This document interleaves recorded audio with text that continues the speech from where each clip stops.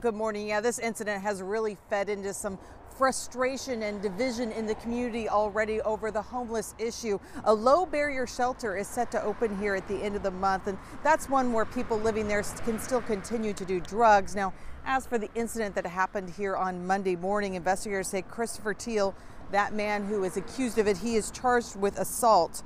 Employees heard the woman screamed, and then they restrained Teal until police arrived.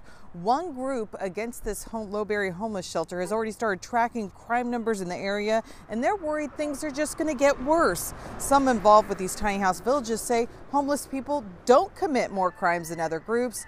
They say there are plenty of neighbors with positive feelings about the shelter. Those against it disagree. Large number that are not in recovery, actively using drugs and actively being a criminal element. It makes a lot more noise when someone does do something, especially when you have an agenda to point something out. And that tiny house village is set to open in just a few weeks, but a lot of neighbors saying they are just so frustrated with a spike in crime they've had in the area recently, and they want city leaders to do something about it. We're live this morning in Ballard. Amy Marino, King 5 News.